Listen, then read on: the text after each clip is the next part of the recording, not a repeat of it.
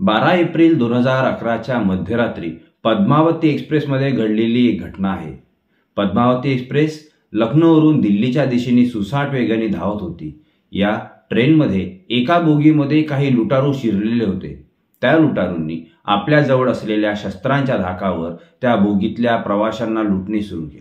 ही लुटमार सुरू असताना त्या बोगीतल्या एका युवतींनी त्या लुटारूंना विरोध केला। बोगीतील कोणीही आपल्याला विरोध करत नसताना एक युवती आपल्याला विरोध करत आहे हे सहन न झाल्यामुळे त्या लुटारूंनी त्या युवतीला फरफटत त्या बोगीच्या दारापर्यंत नेले। या युवतीला दारातून अमानुषपणे फेकून दिले। ती युवती बाजूच्या ट्रॅकवर पडली। असह्य वेदना तिला होत होत्या। त्या क्षणी तिला लक्षात आलं, आपण ज्या ट्रॅकवर पडून आहोत त्या ट्रॅकवर विरुद्ध दिशेने एक ट्रेन येत आहे। हे कळल्याबरोबरच तिला हेही भान आलं की आपलं संपूर्ण शरीर हे ट्रॅकच्या बाहेर आहे, मात्र आपला एक पाय ट्रॅकच्या आत आहे। त्यानंतर तिने पूर्ण ताकदीनिशी स्वतःचाच पाय ओढण्याचा प्रयत्न केला, मात्र पाय हलू शकत नव्हता, कारण तिचं हाड कमरेतून मोडलेलं होतं। तिचा प्रयत्न सुरू असतानाच ट्रेन तिच्या पायावरून निघून गेली। खूप रक्तस्राव झाल्यामुळे ती युवती तिथेच बेशुद्ध झाली। त्या रात्री अनेक ट्रेन त्या ट्रॅकवरून धावत राहिल्या, ती युवती तिथेच पडून होती। पहाटेला संधी प्रकाशामध्ये विरुद्ध ट्रॅकवरील एका ट्रेन मधल्या प्रवाशांना लक्षात आलं की इथे कोणीतरी पडलेलं आहे। त्यांनी पुढे अधिकाऱ्यांना कळवलं। त्यानंतर त्या युवतीला मदत पोहोचली, तिला हॉस्पिटलमध्ये नेण्यात आलं। त्यानंतर ती युवती जेव्हा शुद्धीवर आली तेव्हा तिने पाहिलं की आपला एक पाय आपण गमावलेला आहे। ही पाय गमावलेली युवती एक व्हॉलीबॉलपटू आहे। एका व्हॉलीबॉल खेळणाऱ्या खेळाडूसाठी आपला पाय गमावणे हे सर्वस्व गमावणे इतकं भयानक होतं। त्याही स्थितीमध्ये स्वतःला सावरलं, असलेल्या परिस्थितीला रिव्ह्यू केले, आपलं गोल सेट केलं आणि आयुष्याला रिस्टार्ट केलं। ती बचेंद्री पाल यांच्याकडे गेली। त्यांच्याकडे जाऊन तिने प्रशिक्षण घेतलं। 21 मे 2013ला या युवतीने जगातील सर्वोच्च शिखर माउंट एव्हरेस्ट सर केलं। ही युवती दिव्यांग महिलांमधून माउंट एव्हरेस्ट सर करणारी जगातली पहिली महिला ठरली। या युवतीचं नाव आहे अरुणिमा सिन्हा। मित्रांनो, समय अंतर मनातील आशेची या सिरीजमध्ये मागील व्हिडिओमध्ये जिंकण्याची व्याख्या रिस्ट्रक्चर करण्याचा एक प्रयत्न केलेला। इतरांना हरवता येणं म्हणजे आपलं जिंकणं किंवा इतरांना हरवता न येणं म्हणजे आपलं हरणं, या पलीकडे जाऊन जिंकण्याला समजून घेण्याबद्दलची चर्चा मागील व्हिडिओमध्ये केली होती। आणि त्या व्हिडिओच्या शेवटी आपण पाहिलं होतं की हे करण्यासाठी आयुष्यामध्ये या व्हिजनची गरज आहे, आणि तो व्हिजन आहे रिव्ह्यू अँड रिस्टार्टचा। रिव्ह्यू अँड रिस्टार्ट करू शकलेल्या रिअल लाईफ स्टोरीज आपण आजच्या या व्हिडिओमध्ये पाहतो आहोत। अरुणिमा सिन्हा ह्या एप्रिल 2011ला खोल अंधाऱ्या अशा दरीत होत्या आणि मे 2013ला जगाच्या सर्वोच्च शिखरावर होत्या। हा प्रवास त्या कशामुळे करू शकल्या? त्याचं कारण आहे त्यांनी असलेल्या परिस्थितीला रिव्ह्यू केलं आणि आयुष्याला रिस्टार्ट केलं। आज त्या जगाच्या इतिहासात अमर आहे। रिव्ह्यू अँड रिस्टार्टच्या या मूर्तिमंत उदाहरणाने समस्येला संधीत परिवर्तित केलं। संधी याबद्दल आपण चर्चा या सिरीजच्या पहिल्या व्हिडिओमध्ये केलेली आहे। ज्या रिव्ह्यू अँड रिस्टार्टची चर्चा आपण करतो आहोत त्याची प्रेरणा मी नुकताच प्रदर्शित झालेला चित्रपट आहे 12th फेल। हा चित्रपट मनोज शर्मा IPS अधिकारी यांच्या रिअल लाईफ स्टोरीवर आधारित आहे। त्या चित्रपटामध्ये रिस्टार्टचा मंत्र देण्यात आलेला आहे। त्या रिस्टार्ट मंत्राचा जेव्हा मी विचार केला तेव्हा मला असं वाटलं की आयुष्य केवळ रिस्टार्ट करणं पर्याप्त नाही, तर काय चुकतंय, परिस्थिती काय आहे, माझ्यामध्ये काय बदल करता येतील किंवा परिस्थिती काय बदलू शकते किंवा असलेल्या परिस्थितीमध्ये मी अधिक काय चांगलं करू शकतो इत्यादी बाबत रिव्ह्यू करता आलं पाहिजे आणि रिव्ह्यू करून नंतर रिस्टार्ट करता आलं पाहिजे। अन्यथा केवळ रिस्टार्ट करणे म्हणजे असलेल्या चुका पुन्हा पुन्हा करणे या अर्थाने रिस्टार्ट नाही, तर रिव्ह्यू अँड रिस्टार्ट हा जिंकण्याचा एक उत्तम मार्ग राहू शकतो। मित्रांनो, हे जे मनोज शर्मा आहेत यांच्या आयुष्यामध्ये अनेकदा पराकोटीचं अपयश आलं। यशाच्या अगदी जवळ जाऊन अपयशाच्या दरीत ते कोसळले। अशा प्रत्येक वेळेस त्यांनी आयुष्यामध्ये रिस्टार्टचा मंत्र जपला आणि प्रत्येक वेळेस नव्या उमेदीने सुरुवात केली आणि प्रयत्न करत राहिले। या प्रयत्नांमध्ये ते जेव्हा IPSच्या इंटरव्ह्यूच्या शेवटच्या अटेम्प्टला होते तेव्हा त्यांना प्रश्न विचारला, आपला हा कितवा अटेम्प्ट आहे?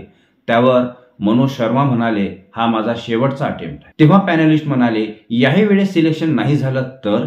तेव्हा शांतपणे मनोज शर्मा म्हणाले, काही हरकत नाही, सिलेक्शन जर झालं नाही तर गावाकडे वापस जाईल आणि तिथे जाऊन शिक्षक बनेल, विद्यार्थ्यांना घडवेल। मित्रांनो, ज्या स्वप्नासाठी आयुष्यभर धडपड करतो आहोत त्या धडपडीच्या शेवटच्या टोकावर सुद्धा अपयश आलं तरीही आयुष्य रिस्टार्ट करण्याची उमेद असलेले हे मनोज शर्मा आज युवा पिढीचे एक आयकॉन उभे झालेले आहेत। एका कवितेमध्ये रिव्ह्यू अँड रिस्टार्टचा मंत्र अप्रतिमपणे वर्णन केलेला आहे। असफलता एक चुनौती है, स्वीकार करो, क्या कमी रह गई, देखो और सुधार करो, जब तक न सफल हो नींद चैन को त्यागो तुम, संघर्ष का मैदान छोड़ मत भागो तुम, कुछ के बिना ही जय जयकार नहीं होती, कोशिश करने वालों की हार नहीं होती। मित्रांनो, आयुष्यामध्ये रिव्ह्यू अँड रिस्टार्ट करून यश प्राप्त केलेल्या रिअल लाईफ स्टोरीज मधली आपली आजची पुढची स्टोरी आहे 2015च्या रसायनशास्त्र विषयामध्ये नोबेल पारितोषिक प्राप्त करणारे शास्त्रज्ञ टॉमस रॉबर्ट लिंडा हे एक स्वीडिश शास्त्रज्ञ आहेत। टॉमस जेव्हा शालेय शिक्षण घेत होते तेव्हापासूनच त्यांना लक्षात आलं की आपल्याला रसायनशास्त्राची आवड आहे आणि तेव्हा त्यांनी ठरवलं आपण रसायनशास्त्रामध्ये शास्त्रज्ञ व्हावं। एका महत्त्वाच्या शालेय परीक्षेमध्ये हा विद्यार्थी अपयशी झाला, फेल झाला। विशेष म्हणजे ज्या रसायनशास्त्र विषयाचं शास्त्रज्ञ होण्याचं स्वप्न उराशी बाळगलेलं आहे त्याच रसायनशास्त्र विषयात हा विद्यार्थी फेल झाला। छोट्या मोठ्या परीक्षांमधल्या अपयशांमध्ये, विशेषतः 10वी-12वीच्या परीक्षांतील अपयशांमध्ये अनेक विद्यार्थी आत्महत्येचा मार्ग स्वीकारतात। या व्यक्तींनी काय करायला पाहिजे होतं? जर शालेय जीवनात आलेल्या अपयशानंतर त्यांनी असलेल्या परिस्थितीला रिव्ह्यू करून रिस्टार्ट केलं नसतं तर आज आपण कॅन्सरवरील आधुनिक उपचाराला मुकलो असतो। मित्रांनो, केवळ सेलिब्रिटी बनणं, जगभर नाव होणं, खूप मोठं अद्वितीय कामगिरी करणं म्हणजेच आयुष्य रिव्ह्यू रिस्टार्ट करून यशस्वी होणं असं नाही।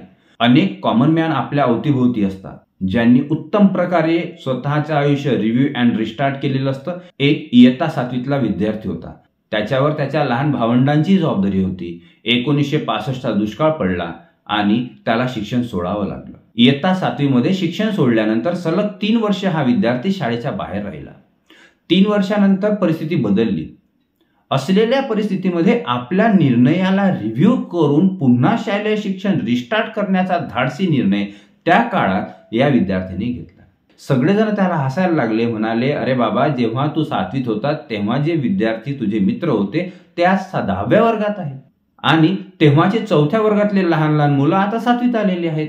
हा सगळा विरोध होत असतानाही त्या विद्यार्थ्यांनी आपलं आयुष्य रिस्टार्ट करण्याचं ठरवलं होतं आणि जिद्दीने त्यांनी ते केलं। यामध्ये अर्थातच त्या विद्यार्थ्याच्या शिक्षकांनी त्यांना मदत केली। पुढे जाऊन तो पोस्टामध्ये कर्मचारी झाला आणि आपली पोस्टातली नोकरी इमाने इतबारे पार पडली। शक्य असेल तेव्हा उत्तम प्रकारे समाजसेवा केली। मित्रांनो, ही व्यक्ती कोणी सेलिब्रिटी नाही, मात्र त्या व्यक्तीच्या कुटुंबाकरिता, त्या व्यक्तीला ओळखणाऱ्यांकरिता ही सेलिब्रिटीज आहे।